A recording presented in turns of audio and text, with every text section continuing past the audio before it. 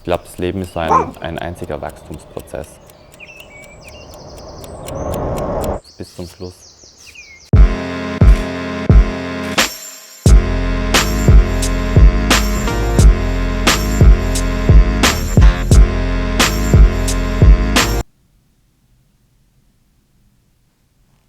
Die ersten Erinnerungen, die ich so habe, sind tatsächlich Erinnerungen an Outdoor und an viel im Garten sein.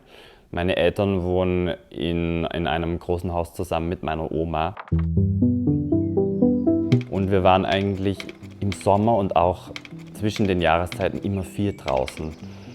Mein Papa hat den Rasen gemäht und wir sind dann alle mit so einem großen Weidekorb gekommen und haben das ganze Gras aufgesammelt. Und dieser Geruch von Gras, ich finde, das ist so die Erinnerung schlechthin an meine Kindheit. Und also ich glaube schon, dass mich das heutzutage immer wieder sehr mit meiner jetzigen Arbeit verbindet. Einfach dieses Grounding und diese Verbindung mit der Natur und mit dem Garten und mit dem Draußensein und mit meiner Oma und mit dem, wo ich herkomme. Etwas anfassen, die Finger dreckig machen. Vielleicht schwitzt man auch mal, das riecht nach Erde, nach Gras. Das ist so etwas, was mich immer wieder so zurückholt.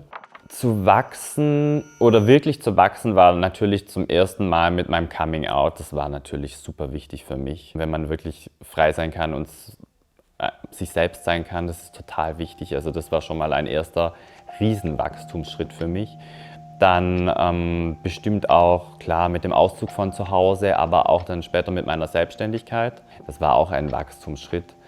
Aber wenn die Sachen im Leben passieren, die irgendwie tragisch sind oder nicht so schön laufen, dann wächst man immer wieder so ein kleines Stückchen. Deswegen, ich glaube, das Leben ist so ein einziger Wachstumsprozess bis zum Schluss.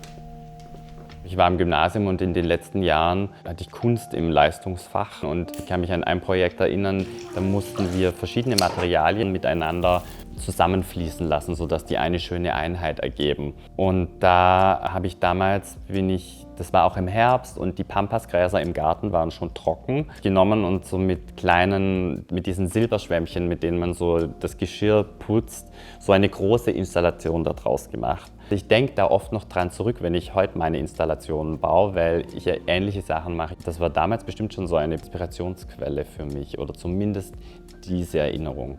Ich hatte in meinem Kinderzimmer daheim so viele Zimmerpflanzen, sodass meine Mama schon gesagt hat, bevor eine neue kommt, muss erst eine alte gehen, und ich habe die dann überall bei uns im Haus verteilt und fand das halt super, mich mit denen zu beschäftigen.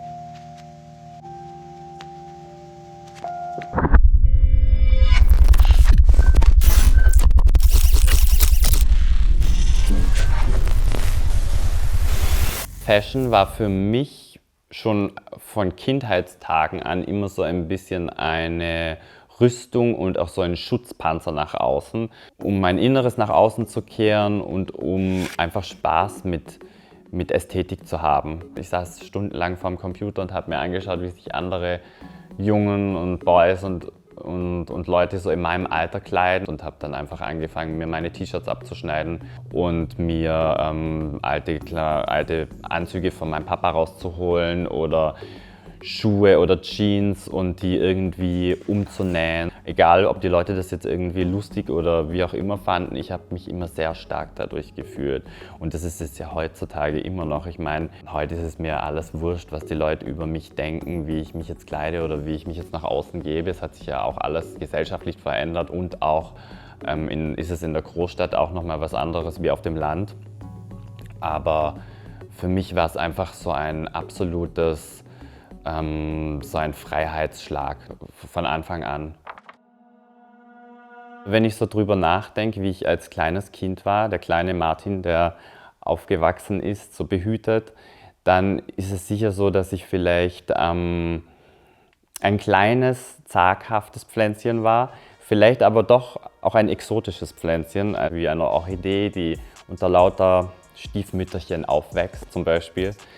Und die vielleicht auch noch nicht genau weiß, wie es weitergeht, wie lange sie an diesem Standort hier überhaupt überlebt oder bleiben kann, die erst noch so ihren Weg finden muss, aber mit dem richtigen Dünger und ja, mit den richtigen Lichtverhältnissen dann auch schön wachsen kann und blühen kann.